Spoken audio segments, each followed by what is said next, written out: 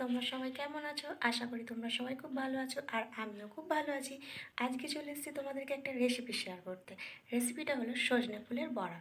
সজনে ফুলের বড়াটা তৈরি করতে কি কি লাগবে চলো দেখে নেওয়া যাক। আর প্রথমে ফুলগুলোকে একটা একটা করে বেছে নিতে হবে। দেখো মা কি সুন্দর একটা একটা করে বেছে নিচ্ছে, যাতে ফুলগুলোতে কোনো নোংরা না থাকে সেরকমভাবে বেছে নিতে হবে। তারপর গামলিতে জল দিয়ে ফুলগুলোকে ভালো করে চটকে চটকে ধুয়ে নিতে হবে, যাতে ফুলগুলোতে একদম কোনো নোংরা না থাকে। কারণ ফুলগুলো তো রাস্তায় পড়ে থাকে, রাস্তা থেকে তুলে নিয়ে এসে আমাদেরকে রান্না করতে হয়। তাই জন্য 2-3 বার ভালো করে চটকে চটকে ধুয়ে নিতে হবে, যতক্ষণ না সাদা জল বেরোচ্ছে। তারপর দেখো মা ফুলগুলোকে চিপে চিপে তুলে নিচ্ছে, যাতে ফুলগুলোর মধ্যে একদম জল না থাকে। সেরকমভাবে ফুলগুলোকে সুন্দর করে পরিষ্কার করে চিপে চিপে তুলে নিতে হবে। তারপর একটা গামলিতে নিয়ে নিল, তার মধ্যে পরিমাণ মতন বেসন দিয়ে দিতে হবে, যে যেরকম পরিমাণের বেসন দেবে। তারপর একটু লবণ পরিমাণ মতনই দেবেন, তারপরে পরিমাণ মতন হলুদ, তারপর যে যেরকম ঝাল খেতে পছন্দ করো সে সেরকম পরিমাণে লঙ্কা দেবে।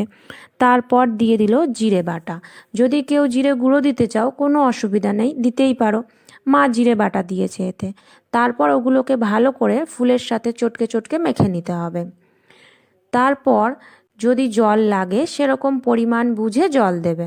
জল দিয়ে সেটাকে ভালো করে মেখে নিতে হবে। দেখো মায়ের মাখা কমপ্লিট, এইভাবেই মেখে নেবে। মেখে নেওয়ার পর কড়াইটাকে গরম করে তার মধ্যে তেল দিয়ে দিতে হবে। তেলটাকেও একটু গরম করে নিতে হবে। গরম হয়ে গেলে মা একটা একটা করে বড়াগুলো ছেড়ে দিচ্ছে সুন্দর করে। বড়াগুলো এবারে ভাজতে হবে।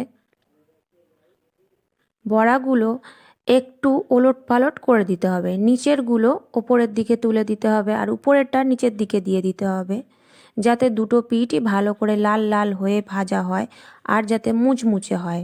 যখন দেখবে লাল লাল মতন হয়ে যাচ্ছে, লাল লাল হয়ে যাওয়ার পর তখন সেটাকে ছেঁকে ছেঁকে চেপে চেপে ভালো করে তুলে নিতে হবে, যাতে তেলটা ঝরে যায়। দেখো তুলে নেওয়ার পর দেখো কত সুন্দর কালার এসেছে। সত্যি খুব সুন্দর হয়েছিল খেতে, অত্যন্ত টেস্টি হয়েছিল, খুব মুচমুচেও হয়েছিল।